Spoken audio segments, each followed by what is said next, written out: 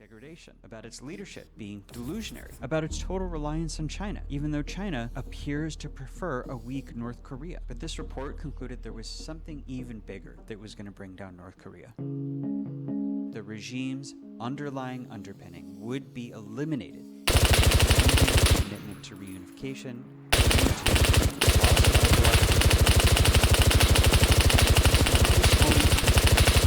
Look at it on a map. For many hundreds of years, Korea was one unified country. Some people date this to about 900 AD, some to 1392 or 1433, and it doesn't matter. The point is, forever and ever, Korea was one nation, one language, one history, all that, until Japan conquered it in 1910. Then World War II ended with the Soviets occupying the northern half and the Americans occupying the south. Everybody still agreed Korea was one country, but the Cold War powers each set up their own proxy government they wanted to take over. Each got their name. Not separate countries, but separate governments that each claimed to represent the one nation, Korea. But the Cold War powers deadlocked over whose government takes over. So the Northern government tried to take the South by force by launching war. But the war ended more or less where it started, which pretty much solidified them as the two states that we know today. But both governments have always still say that there's just one country here, called Korea, temporarily divided by politics, and these two governments who just have to figure out who should rule. They really believe this. Unification is in both countries. Government unity today, forward, they've all sorts of signs ever since, and how to bring it to this national mission is the only way to justify the country. But as time went on, it was that very mission that became the biggest thing, doing North Korea to collapse. For decades, South Korea has been getting more democratic, more culturally and economically prosperous, while North Korea has had more and more authoritarian. This is the main mistake North Korea was doing. The better life got in the South, the more obvious it became that any unified nation would be absorbed by the Southern government. So in other words, North Korea had no claim for why it should continue to exist. Its own official state ideology, which it always emphasized above everything else, this goal of reunification. Now kind of is the case for dismantling the North Korea state, which is why predictions of North Korea's collapse were everywhere. And the question I want to ask is, if North Korea was doomed, why did it survive? Because I think the story here is not that everybody's wrong. You're right, North Korea was doomed. And you know what? The story that North Korea defeated the things that were supposed to do did impossible. And this happened very, very recently. They even kind of just declared an official victory. And today we are going to talk about how it did. Before we get into how North Korea did it, I want to show you the very North Korean way that just a few weeks ago they declared their victory, because it tells us a lot about what the leaders saw as the real threat facing the country's future. Usually after this moment, their collapse was looking more and more inevitable. In 2006, the Atlantic cover story about what happened when North Korea fell. Just 2011 foreign story. But the world's top North Korea effort, North Korea was doomed. A policy paper from 2013 on managing fallout. North Korea kept staggering along, but everyone's time was flagging the report just getting worse and worse. That new leader, Kim Jong-il, died, passing power to his even more experienced son, Kim Jong-un, who has spent a bunch of his life in a sporting school under a fake name. And then things got really bad in 2020. Pandemic hit, North Korea shut off almost all its trade, where troops issued anti-Semitic order, and wrong reports now for starvation. But North Korea obviously didn't collapse. They kept not collapsing. And a few weeks ago, something very, very big happened. It's actually easier to show. This is a secret North Korean document, although it's not something you think would be secret. It's their new constitution. North Korea has only input in this, but a couple weeks ago, they started showing up in South Korea. I got a copy from former CIA person who got it from South Korea press, who probably got it from South Korea. North Korea is disputing it because they probably want to know about something bigger. It's right here in page 3. Article 2. It says the territory of the Democratic People's Republic of Korea is the land waters in space where the People's Republic of China and Russia perish in the north, and the Republic of Korea to the south. Remember, both the South and North Korean governments' official position has always been this: that there's just one nation, one country called Korea, even if it's temporarily divided between two governments. And this goal, this mission of reunifying Korea, has defined Korea's sixth nation, including their old constitution. This is an English translation of their last document before this constitution. You can see right here, bold line, pledge to reunify the country. Here's again, reunification. But in the new constitution, completely deleted. In the old version 2, the preamble said the reunification of the country as a supreme national task. Went on and on about reunification, and now this has all been deleted, like it was never there. And what replaced all this stuff got cut will go back to the new constitution, which has this whole new article 2, the one saying the country separated by China and Russia to the north, and the Republic of Korea to the south. They are declaring South Korea is now a separate country. They're saying this between north and south, we are making it permanent. North Korea is declaring independence. This is North Korea declaring victory. Victory over its division of the south, over the forces that were supposed to doom it to collapse. Victory in that war. They've been fighting for their survival since the 1990s that everybody said they would lose. North Korea is saying with this document, we have established ourselves. North Korea, for the first time, as its own country, as a fully realized, self-justifying, ideological coherent state. We don't exist anymore. The vestige of temporary division of the south. That division is permanent because North Korea is permanent. This is supposed to be impossible, but it looks like North Korea really did it. North Korea won. And today we're going to figure out how they pulled off. Okay, folks. So I think the challenge is not finding information anymore. It's figuring out what this is. Like that's something we'll fix, right? And that's why we partner with today's sponsor, Brand News. They're an app website that gathers news over 3,000 sources worldwide. Which I here's a crazy story. Trump announced the US around this. Over 1,000 sources cover the story. You can see bias breakdown, story factuality, and dive deeper into who owns the news sources. Here's the Associated Press. Very high factuality, independent. They call it independent. Before it's down here, quotes Trump is calling the deal complete. It's important distinction because it serves perspective to humanity. But this, the Jewish telegraph agency, not the sources of my revelation, says Netanyahu is under fire Israel over the US around him. It's useful information. So you can see why the Nobel Peace Team called Ground. It's a way to see Korea achievers. Right now, you're getting 40% off the unlimited access management. Go to grounds.news/master and QR code on screen here. Now, let's get back to the video. Okay, so we're going to use this board here to map out what I would call the 4 big things that we're supposed to do in North Korea and how we do them. We're going to start by mapping out each of those 4 threats facing North Korea and then a scenario for collapse each directly to, and move around to how North Korea solved each one. So far, let's start with the very big threat to North Korea from the beginning, war with the United States. Remember, ever since 1945, Korea had been this frozen Cold War conflict between the Soviet back north and the US back south. But then, 1991, the Soviet Union collapsed. North Korea was all alone after decades of threatening the US and its allies. They shot down US Navy airplanes, killed 31 people. After 80 US sailors into waters for 11 months, they attacked Korea. The Japanese played off this and now suddenly, the United States, it was tired of this tiny fellow rogue state attacking it and its allies, threatening war, building nukes. So it really seemed likely that sooner or later, some instant or another would spiral into a hostile war with the US that would topple the regime. This has stayed in life for North Korea ever since. We got really close to these times, including just a few years ago when Trump officials were saying that Plans for a preventive war, right? War that would prevent North Korea from threatening the United States when nuclear weapons. And the first North Korea on threat number 2. North Korea's isolation from the world that sees it as a total pariah. And to symbolize that, I'm putting up the United Nations Security Council. That's the official body of world powers, which is imposed over a dozen resolutions punishing North Korea over the years. And I'm pretty sure that's more than any other country's done. North Korea's popular, although boy, is it any country needs the rest of the world to survive. It needs trade, food, for power, materials, it needs allies to secure its place in the world. But North Korea has so pissed off the entire planet. China and Russia supported sanctions cutting off from global trade. And it's actually even worse than that for North Korea, because China is the most important place to where it also sends just enough aid and fuel across this one tiny region of countries to prevent North Korea from total collapse, which sounds like it creates a threat just as serious as American invasion. This area here, Xi Jinping. All he has to do is turn off that aid, and it's literally like that for North Korea, which is why some experts say that North Korea's greatest fear is rapidly becoming effectively a Chinese colony, being so Xi Jinping's personal mercy that they are no longer truly an independent state, like China being conquered away.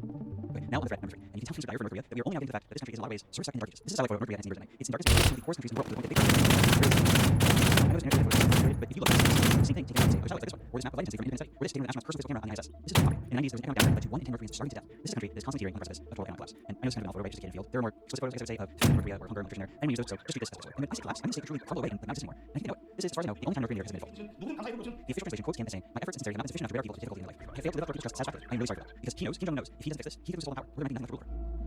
And speaking of stolen power, let's look at threat number 4 now. Political instability within the government. And it is so because it shows Kim Jong-un taking power from the other, flanked by the head of the military on one side, and the fact that I'm saying the other, 2 people who everyone's pretty sure were controlling Kim. So the threat is this: how is this silver spoon kid, educated abroad, outsider, untested, highly isolated, supposed to hold his own in this hornet's nest of a militarized totalitarian dictatorship, and then somehow secure regimes hold at a time when the worldwide are destroyed or fission from within, all war, and do all this while the official basis of Korea's existence, this mission to reunify Korea, is getting more and more empty and transparently absurd every year. So yeah, the scenario I'm talking about is political instability, uprising, regime collapse, whatever you want to call it. So these are the 4 threats to North Korea's survival. And just to put this in context, most countries face 0 plausible scenarios for it collapse, and some countries has 1. It is a global geopolitical emergency. And I think that any country that faces something like this, it didn't collapse. Like maybe Afghanistan had this many, or the Democratic Republic of Congo, and yeah, both collapsed. So to have 4, like North Korea did for the last 30 years, and to survive it, it's impossible. So now we're going to look at how we did it. Starting with the US war threat. North Korea's strategy for this was to try to strike a grand bargain with the Americans. And at first, look at that might work. Check out this New York Times from October 1991, about a month before the Soviet Union collapsed. Down here, this story says the United States plans to withdraw its last nuclear weapons from South Korea as part of a trade with North Korea to get international inspections of its own nuclear installations. And 2 weeks later, North Korea signed this joint declaration with South Korea pledging total denuclearization and ending nuclear weapons just like the American one. And this for 2 years, like real positive steps on both sides towards completing this grand bargain. North Korea was going to go program, push them back on early, and we're going to end up with real lasting peace between these countries. This was only actually from years later in 2009, but I just love it because look how miserable Bill Clinton can look. And you know, that's why I call it diplomacy. You can only make peace with your enemies, and that's why I call it peace. Anyway, didn't work. The troops still argue over which side is more blame, but the truth is that both sides dragged their feet on the half steel, which fueled mutual suspicion. The other side was calling them, didn't actually fall through, which is like the more for dragging, more distrust until the deal fell apart. So pretty soon, stuff like this started happening. Just before 10 a.m. local time, at a facility about 235 miles northeast of Pyongyang, registering as a 4.7 magnitude seismic event. Now at this point, the world made a big mistake because everyone assumed that North Korea's strategy was this: nuclear blackout, literally Dr. Evil from Star Wars. We get the warhead, and we hold the war around for $1 million. This was based on the belief that North Korea was a poor backward country, which is true. They would only ever be able to build a couple 1945 style clunker A bombs that might even work. They would have no way to deploy more than a few miles from borders, and it would be mostly useless since setting them off would leave them defenseless in the inevitable counterattack. Which would mean the nukes were only good for blackmailing the world for aid payments, which would be the logical response. It was one round of economic sanctions after another after another. So North Korea would conclude the nuclear program was going to cost them more for sanctions than they would ever bring to blackmail and abandon the program. But it turned out the world had this all wrong. This was not North Korea's plan. North Korea's actual plan was this: to turn itself into a real nuclear power that could stand toe to toe with the US. And you know what? They succeeded. First, in 2016, North Korea announced something no one thought was possible. 2016년 1월 6일 10시 주체 조선의 첫 수소탄 시험이 성공적으로 진행되었다. And they did it again in 2017. North Korea launched its first ICBM on July 4th. That was before it was long enough that it would be able to hit Alaska. And then it North Korean propaganda videos featured the US Capitol in flames, and was due to believe that the missile launch today did after range hit Los Angeles, Chicago, or even New York. North Korea was proven that now has something called short second strike. And that means that even if the US attacked first with everything it had, North Korea would have enough of these. So ICBMs carrying 4 warheads. They would be totally guaranteed to get one off in some city. And that strategic is Japan. The US cannot fight North Korea by risking its own security by North Korea nuke, which means it cannot fight a war with North Korea. So this is awful. It is not happening. Which brings us to the other essential global threat, China. Which remember, North Korea relies on South Korea to fear becoming a Chinese puppet. So how do you solve that? Well, there's something big North Korea got from that Chinese nuclear program. Its first ever nuclear meeting with a sitting US president. Actually, fear. They didn't produce much substance. But this essentially message. North Korea was becoming an nuclear power with a direct relationship between one country in the world, even more powerful than China. And ironically, this is a strategy that Kim Jong-un learned from China. Back in the 1960s, China had been right itself, and it too feared being subsumed by its one powerful ally, in this case, the Soviet Union. But then it became a nuclear power. It used that to probably direct policy to conflict with the United States, and it used that to play Washington and Moscow off each other, so that China, because it was being courted by both, would be subservient to neither, finally an independent power. And that is exactly what North Korea is now attempting to reproduce. So at first, this might be enough to break free of China until this Russia happened. has invaded Ukraine. Invasion is really poorly. It's troops, heavy missions, it's increasingly isolated from the rest of the world, and this is North Korea's going. Finally, this impoverished country, where every penny to its military has something of value to trade. And finally, there's another country, Russia, globally awesome, not my reputation of trading with them. So North Korea starts to get killer restaurants. And in exchange, among other things, they get this: a big public embrace from a major world power. And now China is here because it knows it can between playing Putin and playing Trump. It has to break free from the world. So she thinks political to him and then something world powers are just jockeying against one another to win that rose. Putin starts sending North Korea food and fuel in violation of his own sanctions. So China not to get done since fuel is expensive. So she needs something. And to get this, Kim is total pariah, hanging out with 2 world leaders at a state event in Beijing, and just like that, global pariah no longer. Which also sets him to solve the risk of economic collapse. All those arms of Russia, the trading with Russia and China, start to bring that up until Wall Street Journal calls North Korea the world's most surprising economic success story. Thanks to another thing, a single arms of Moscow generating more than $10 billion, a big boost to an economy worth just 27 billion. That is a crazy number. Would you like if the US broke a trade deal that paid $11 trillion? It would transform the life, right? And turns out that's what's happening in North Korea. Visitors describe North Korea unrecognizable from the Restaurants become pizza, car dealerships, BMWs, built 10,000 homes in Pyongyang, which is more than I mean, smartphones, factories, big hospitals, classified towers, elevators that work. Things I never thought we'd see. And it seems like it's all thanks to this. Kim playing she and Putin off each other so that they would compete to buy them off. So that economic collapse is not a dream. Okay, last one, political stuff. Remember, this was the one that the CIA report warned was going to lead to collapse. So total risk of fighting unrest to get real dictatorship. North Korea justified its entire existence by constant unified leadership that it can never get out and never get out because doing either would end the North Korean state. This is James Kim's own uncle. This guy here was considered even more powerful than the 2 people flanking him in his photo from his office. He was considered more powerful than Kim. One chose is Jang being dragged away to be executed. And it doesn't matter what his crime was. Kim had his uncle and a bunch of other powerful officials to show he was charged. Really, we're not around him. They were get in the fear only so far. It's really true. Which is why so many countries in China who bailout is harder so he could deliver this, an unprecedented economic boom.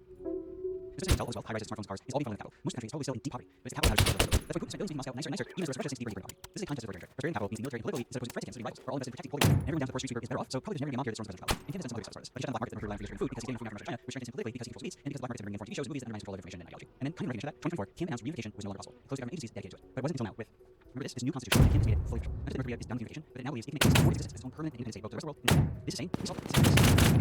You take a step back. You take a step. You see our case, right? Global government, towards powers, very economy, and I'm not the only one who knows this. Here's the New York Times. A miraculous transformation. Foreign affairs. How North Korea won. And this is its own victory. The fact that no one is predicting collapse anymore. Because the world thinks North Korea is here to stay. They will treat it that way. As a fact of life to accept and figure out how to deal with. And it's a historical mistake to just wait out. Is that right? Is it a mistake? Look, there's one law in governments is that as a rule, they just survive long. The average lifespan of modern countries is about 10 to 12 years. Even the Soviet Union, one of the majority dictatorships of the modern era, survived 69 years. North Korea's political system has been around for 76 years. That's 7 more than the Soviet Union. That's 7 times. I'm pretty sure there's not a wartime state currently standing around this long. It survived 2 transfers of power, which is usually the collapse. It can already start for transfer of power to free. Now, either that means North Korea is overdue and every passes bar time before the inevitable, or it means that North Korea has just cracked some code and no other autocracy has. I know it's true. Neither Korea is the CIA and probably even Kim doesn't know. Here's North Korea, this model he's pursuing is just doing the same way. It's a case of one, a case study of a few years. But you know, I will say this: what he's done so far should have been possible. This is impossible. So for the moment, at least, North Korea really has won.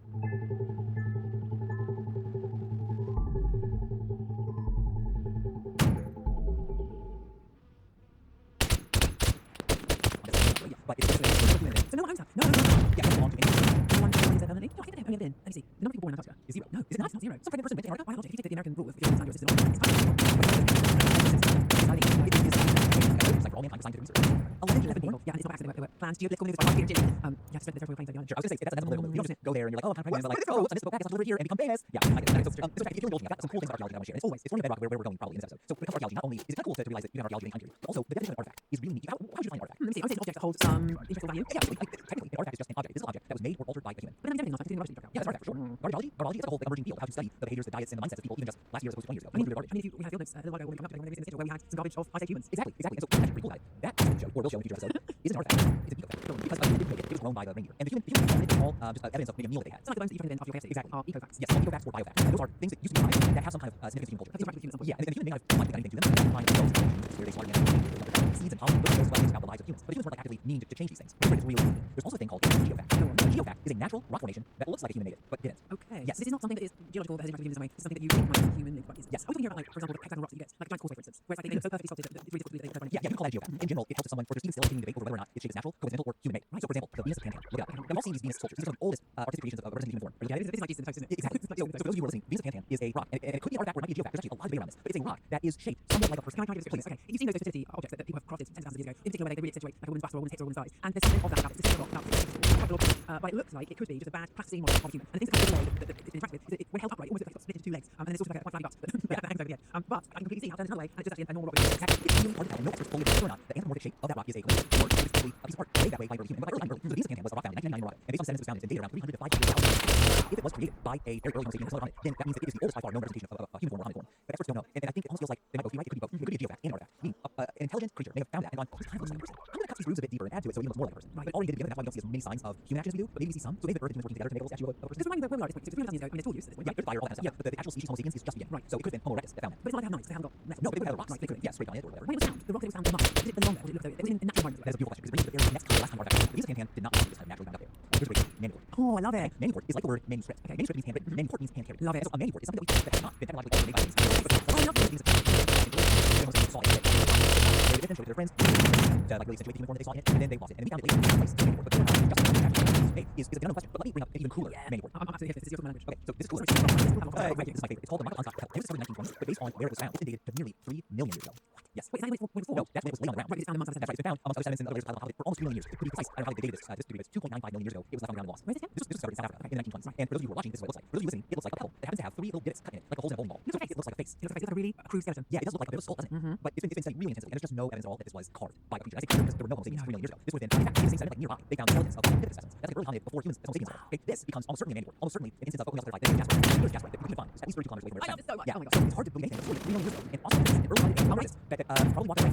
All we know is that a creature of that age, of that era, found that rock, and for some reason carried it for dozens of kilometers, probably because they thought it was a face, right? Oh my God, that's Yeah, cool. It's cool. it's really cool. It's because it is so old. It also gives us a peek at what might be at least a bridge into the first abstract symbolic thought that hominids ever had. Because maybe this creature thought it was worth holding on to because it had the face inside. It's basically a creature that is in those things like that. Exactly, the Jesus and those things, the parabolic animals fall for this all the time. I mean, you can put a cucumber behind a cat, and if it turns into something to say, first often jump, right? This is not new. But to look at a rock and go, hey, that's kind of like our faces, and then to pick it up and carry it with you is a different behavior. Or raccoons and birds, they love interesting things, they like shiny things. I'm curious. I've got documents who had a branch that they were obsessed with. You know, that they really particularly wanted to keep in their I think there's a lot of things they love about that tip, but I don't think that it abstractly resembles a prototypical geometric shape that they're used to, like their own face. And maybe it's this is just a coincidence. Maybe just that it's not something that have this face-like structure. It's so blue. But it does seem extremely unusual that you would have this artifact that had been carried so far in an era where so few creatures could do it. Exactly. And it not be because of what it looked like. Yeah, and I want to be careful. Your dog might actually look at that tip that he loves, or she loves, and go, probably not. That's possible. Yeah, there are a lot of other reasons why dogs carry it around. They love it. There are a lot of reasons to carry this stuff around for so long. So it could be evidence that as early as 3 million years ago, hominids were starting to think and see and categorize in these like ever-increasingly abstract ways. Do you know what? That's my favorite story you've told me. Oh, really? I really love that. I really love that. Michael Unstopped Tell. I blew my mind when I read that. It's geology and anthropology and like the wonder of humanity and our existence and where we came from our ancestors. But there's something also that just like really connects us. We're all sort of the same, right? Like all creatures like, hey, look at this cool thing, isn't it awesome? And then I did this one physical object that had this journey that then has been found, and now we're like, wow, what is this? Something so alien and yet so fascinating about it. I want to eventually get into talking about space archaeology. Oh, sorry. No, go ahead. Well, I don't know.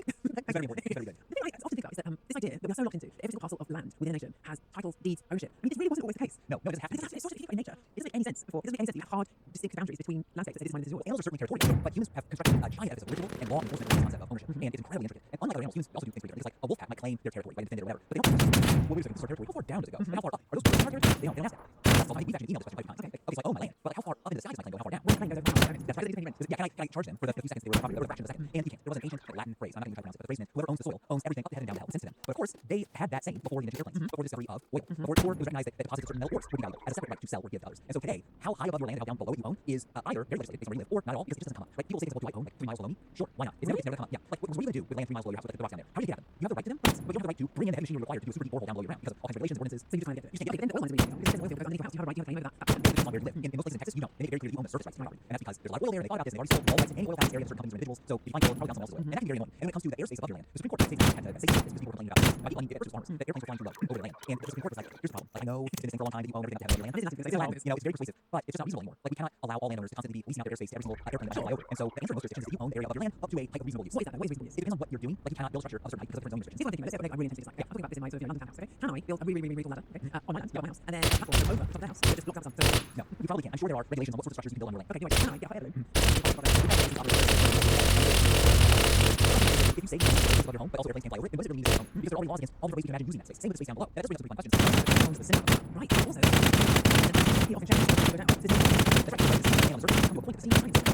the center of the Earth. Everyone's your neighbor. So again, there hasn't been a lot of official judicial rulings on this because it never comes up. Right, but there's good stuff down there. There's good stuff down there. Really good stuff down there. I mean, to put this into perspective, the Earth is what's the radius of the Earth?